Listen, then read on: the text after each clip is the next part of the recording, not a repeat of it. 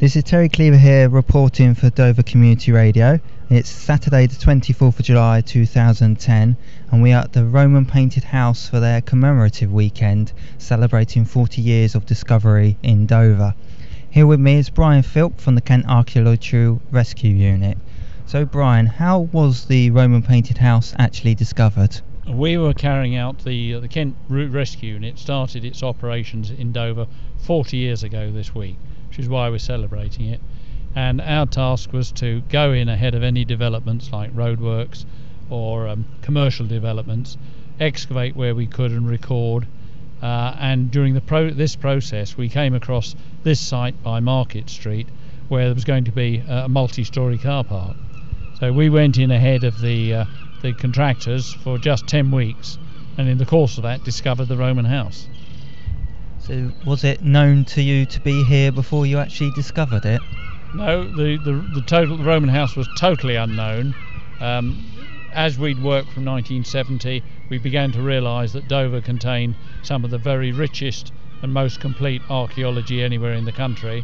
So when we arrived on this site, we were hopeful there might be something. We had no idea of the quality and extent of what there was. So how did you actually feel when it was discovered? We realised that the walls were standing up to 10 feet high in certainly one place, and that the walls on the inside were painted in bright colours, and we realised they were unique in terms of survival and content. So we were absolutely delighted that we'd hit upon a major national discovery. And is that why it's called Britain's Buried Pompeii? Yes, not just the painted house with its Roman style paintings, but of course the much wider area with the quality of what survives. Could you tell us a little bit about the painted house and the paintings on the walls there? Yes, the painted house was part of a Roman hotel which we call a mansio. We've found 10 rooms so far of it, and we think there may have been 80 altogether. The rooms are all clearly painted in a very elaborate design.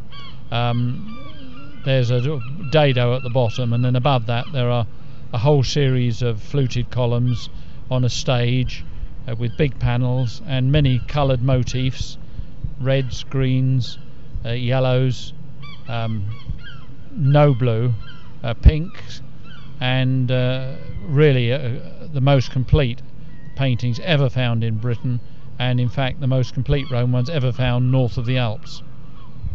So why was it painted in those colours?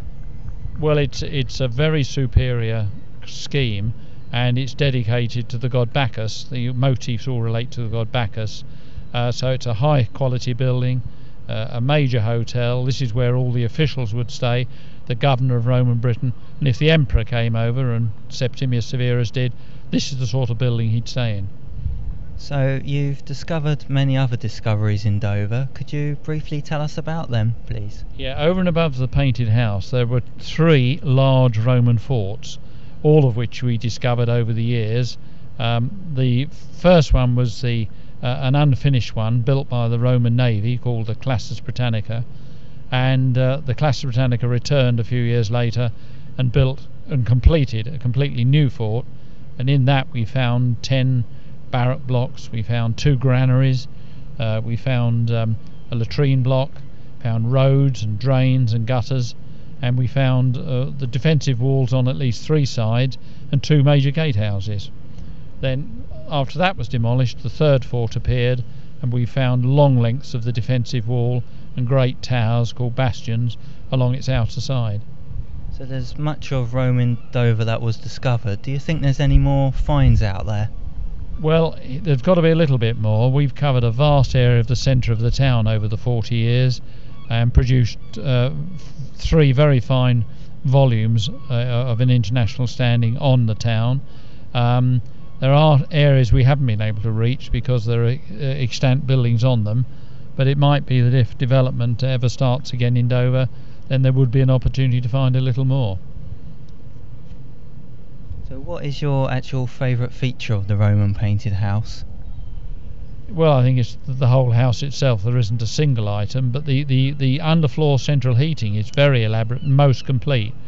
and a very clever system of heating the floors and of course inside the walls as well, right up to the second story and to roof level. I think it's probably the completeness of the hypercourse is a star feature. And why was Dover, or Dubris as it was known to the Romans, so important to them? Well, when the Roman navy moved in Hadrianic times, say about 120 AD, it became the gateway to Roman Britain. It's the port of entry. The navy are here. They've got 600 marines.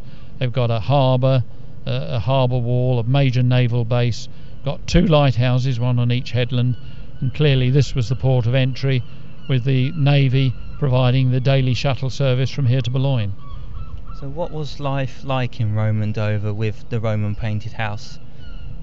Well, all the buildings are of high status. It's a naval base, so it's going to have 600 marines in it all the time. There'll be a civil population here as well, but with the arrival of the fleet coming in and the leading officials and perhaps the emperor occasionally both coming in and going out, it's a very high status place. Thinking of all the discoveries that you have made, is there any particular era you'd like to go back to if you could? The heyday of Roman Dover was the 2nd century without any doubt, with the naval headquarters here. The later Roman period, which of course ended about AD 400, was less. But remember, not only have we got the Roman material, we've got the Saxon town that we've excavated with a very fine church, the Church of St Martin's, wooden church, great wooden church, started in the 7th century.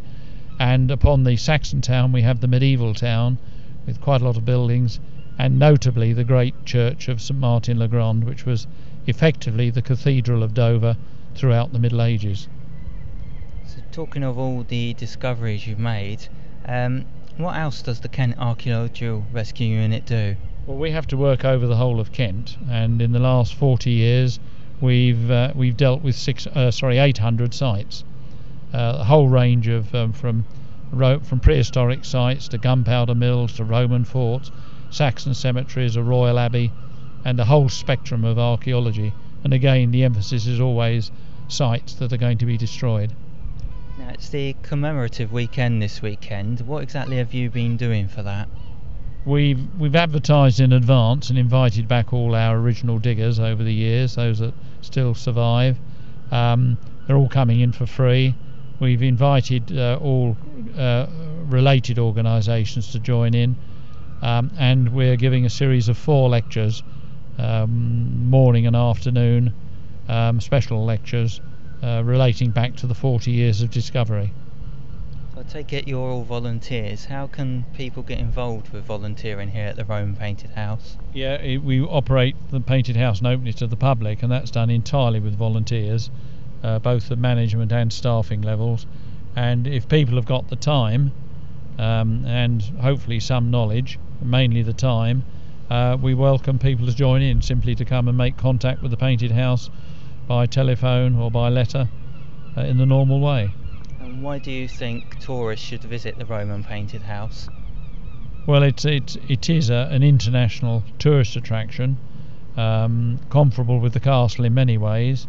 The cruise ships come in now pretty regularly, and it would be nice to think the majority of those passengers would come into the town and visit the Roman house, which is very, very accessible. It's a covered building, it's a heated building against the weather, and very, very modest charges of entry. And how can people find out more? Well, simply getting onto the Painted House website, or contacting the Kent unit or the Painted House Trust. Thanks very much, Brian. You're most welcome. Thank you.